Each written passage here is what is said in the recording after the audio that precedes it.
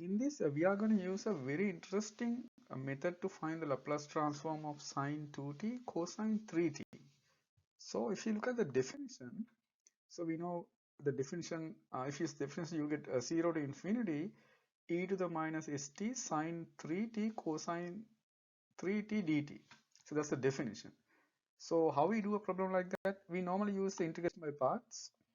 And if you try to use integration by parts, then you can see it's a very lengthy process because of the exponential term and the sine term. And here, just to make things worse, you have sine and cosine both. So it's going to be very difficult, like it's a very long process. So instead, what we're going to do, we're going to use complex numbers. So we try to use complex numbers and see how things gonna turn out. So the process starts with the what they call the Euler's formula, or sometimes we call Euler's identity. So Euler's identity is, we write it as e to the it. So t is the parameter or the variable. So which is equal to cosine t plus I sine t. So t gonna change. I is the complex number. So I squared equal -1.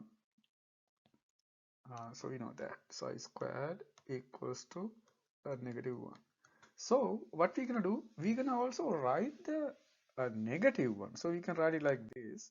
So we can write as e to the negative it. So you simply replace t by -t. You replace t by -t. But we know that the a cosine is an even function and the sine is an odd function, and because of the even and odd property, and you can see you're gonna get this. So you can write it like this. So it's because cosine is an even function and the sine is an odd function.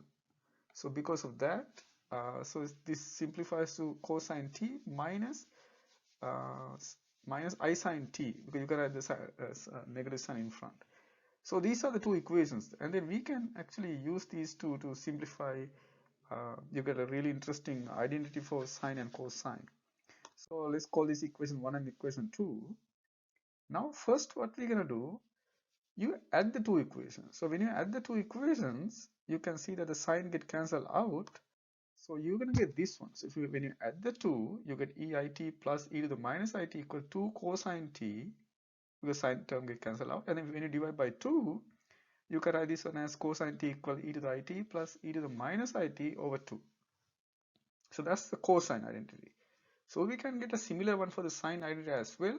But when you subtract, so you subtract the two, you subtract the bottom one from the top one.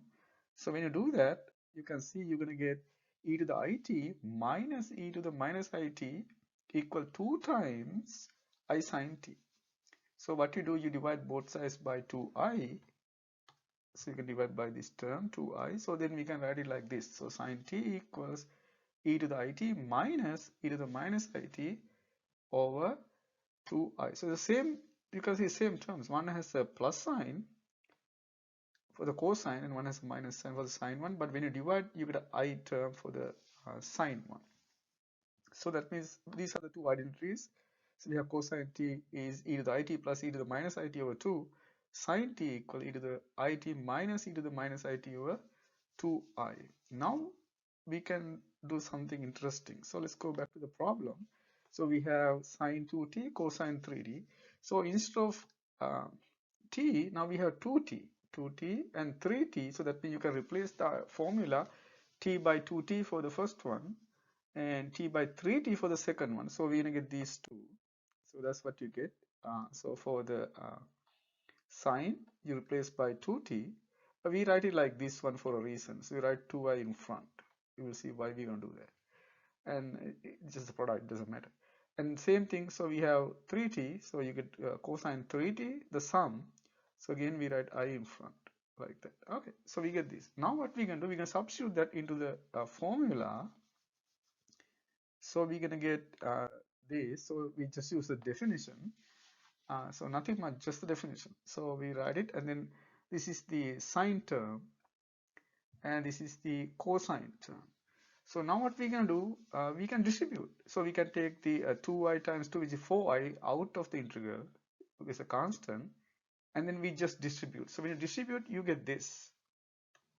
So so you can see it's just, so you're going to multiply the terms, and then because of the algebra, we know that a to the x plus y equal a to the x times a to the y. So because of that property, you can just add the index. Okay, so now what we can do, we can distribute, we can multiply inside by this term. Oh, that means you can factor it, so you can just multiply each term by that. So we can write it like this now. So the first term going to be, it is e to the, what we do, we're going to pull the negative sign out, and then we can write this one as s. Because the plus sign, you have to put a minus sign there, so double minus means plus, so it is, write it like that. So similarly we can write the other terms like this. So we can write all four terms like that. And now what we do, and you can see this is like a simple integration problem. So you can see this act like a constant. So because of the exponential property, you just need to divide by that. So that means once you integrate, you're going to get this.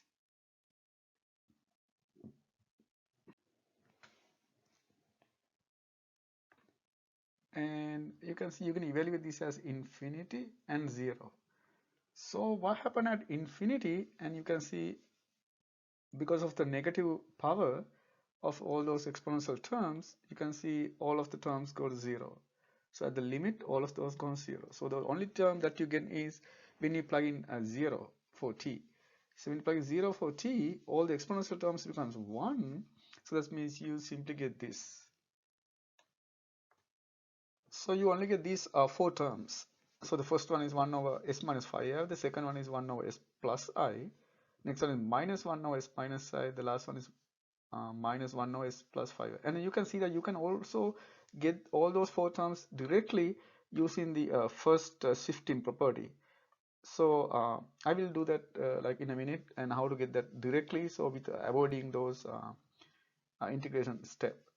So let's say, so we did that, and then what we do now is we actually combine them. So you can see you can combine this with that because the plus and minus, and also you can combine the first one and the last one. So when you do that, because of the difference squares identity and the I squared also equals to -1, this simplifies really well. So you once you combine them, take in the common denominator, and you can write it like this. And so again, we use the differential squares identity to combine the first and the last and the middle two. So the simplifies, so you can see for sure, like for you, like whether you're gonna get those two numbers. So you can see it simplifies really well. And then what we do, we're gonna divide by 4i. So once you divide by 4i, I get cancelled out, and you get a real term. So you can see, even though we start with complex numbers, you end up with a real term. So you finally you get 5/2 the bottom for the first term, and 1/2 the bottom for the second term. So the final answer is this. So this is the answer you get. So it simplifies really well. And you can see, just compare this method with the regular method that use integration by parts directly. And you can see it's a really lengthy process. You need like multiple pages to get the answer because of the three terms here. So we have exponential and then two sine cosine terms. So always when you have sine cosine terms, you can use this trick to kind of simplify the algebra. So also let's talk about what happened if you use first shifting property and how you can get the answer really quickly. So we have this. So as before, we replace the sine and cosine by the complex parts. It's a complex expression from the Euler's identity as before. And then what we can do is we can take the 4i out and also distribute inside. So we get this. So when you multiply the first term with the first term, and you can see that you're going to get e to the 5it because of the algebra, because when you multiply you add the exponent, and similarly you get these three terms also. So after that, what we're going to do is we simply use the first shifting property, because you can directly use the first shifting property, because you can see this term act like a constant. Even though it's complex, you can just say like it's a. So what is the first shifting property? Which says that the Laplace transform of e to the negative at, the negative sign is important, at ft, the product, is equals to f. What we can do, replace s by s plus a. So the opposite sign. So that means if you have a negative sign here, you're going to go the opposite sign, you're going to add them. So this is what it says. So this is what we call the first shifting property. And then also in this case you can see that So you can see these functions, all the functions are multiplied by 1. So that means ft in this case is 1. So we have ft which is equals to 1. So ft1 means the Laplace transform of that means fs is 1 over s. So that's the function. And also there's like a small typo here, so it should be minus. Okay, so that means what we're going to do now is we know what are the a values. We simply replace that one by s by s plus a. So let's do that. So that means we're going to get this. So in the first one you can see a equal 5i, and so that means the first one is going to be 1 over s minus 5i because it's always the opposite sign. And if you go to the next term, it is 1 over so again it is negative I, so that means it's going to be s plus I, and then minus 1 over s minus I, and the last one is minus 1 over, you can see s plus 5i. So that's what you get from the first shifting property. And after that we do the same algebra. We can combine the first and the last one and the middle term separately. So when you do that, you get the answer as before. So you get this as the answer. So let's look at the other technique. So in the next technique, what we're going to do, we are not going to replace both of them. We only replace one of them. So the idea is, and then the question is which one we're going to replace. You can see we have a sine term and a cosine term. And we know that if you look at the Laplace transform, the sine has a constant in the numerator, cosine has a s in the numerator. So because of that, just to make the algebra easy, we're going to leave the sine term and we only replace the cosine term. You can see like what happens if you switch them and see how the algebra works, just for your knowledge, just to see how things can happen. But for us, what we can do, we can leave the sine term and only replace the cosine term. And again, we use the first shifting property, so you can get the answer very quickly. So let's see how it works. So we have, and we know that cosine 3t equals to e to the 3it plus e to the minus 3it divided by 2. So we're going to substitute that here. So we're going to get this. So we replace the cosine one and we write it there in front. Also we can write a half outside because that's a constant, and so we have sine 2t. So now what we can do is we can split them into two Laplace transforms because a Laplace transform is linear. So we can write this one as 1/2. So there are two of them. So we have two terms for each complex term. Now what we are going to do, we can use the first shifting property as before, and we can write it like this. So for the first one you get 2 over, and you can see here a is 3i, so that means you have to subtract that. So that means it's going to be s minus 3i, and then plus omega is squared. Omega is 2 here, so that means 4 plus 4. So that's what you get from the first term, and also square because the sine is square. And similarly for the next one, you can see you're going to get the plus. Omega is still 2, so we have 2 over. At the bottom is now s plus 3 squared plus 4. So this is because of the Laplace transform of sine, which is omega over omega s squared plus omega squared. Now what we do is we done with this, and then what we need to do is just do the algebra. So let's simplify this now. So again we here use the first shifting property. So that's how we get this. So that's the idea of the first shifting property. And then what we do now is just the algebra. So let's see what happened if you distribute the bottom term. So you can see when you distribute, you get s squared minus 6si and then you get a plus 9i squared. I squared is -1, so you get minus 9. That's what you get. So that because of that, and also the other one going to give you a squared plus 6si minus 9. So because of that, you can simplify this one like this. So you can separate the complex terms. So it's a 2 over, you can write this one as s squared minus 5. So if you separate, and then the complex term is negative 6si. And you can do something similar and you can write it like this. Now we can use the difference of squares identity, and we know that when you multiply a minus b with a plus b, so what happens is you're going to get a squared minus b squared. So because of that, you can write it like this now. So you may wonder what happened, why we get a different answer compared to the last time, because this is the Laplace transform of this one. So you get 2a squared minus 10 over a squared minus 5 whole thing is squared plus 36 a squared. But actually you can do a nice algebra here and you will see that you get the exact same answer if you write this as partial fractions. So let's see how you can do that quickly.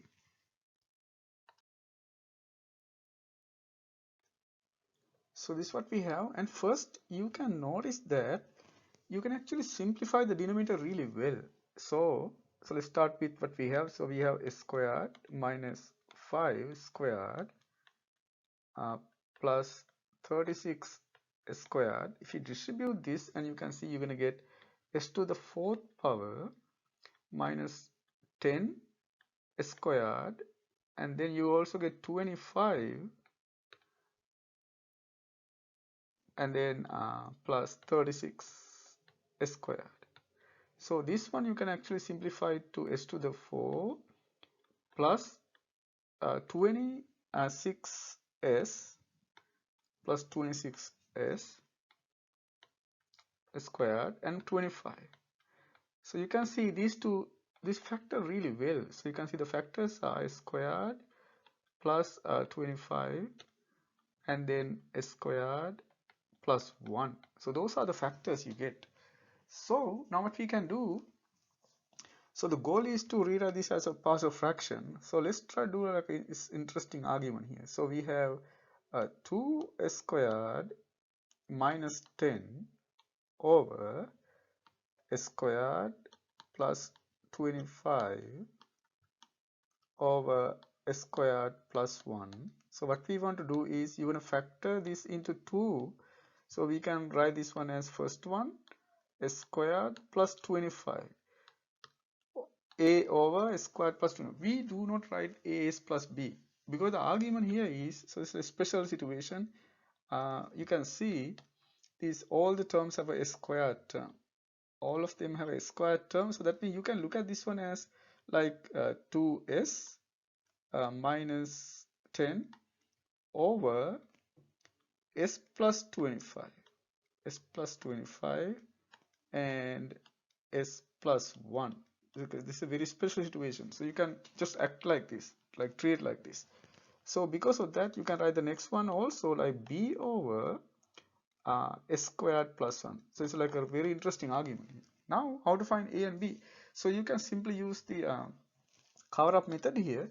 So if you use the cover up method, and you can see a is simply going to get, so you're going to plug in the values. So you're going to cover up the middle term, the one in the denominator. So you're going to cover up the one in the denominator and plug in the values. So you can see you're going to get 2 times, you're going to plug in the negative 25. So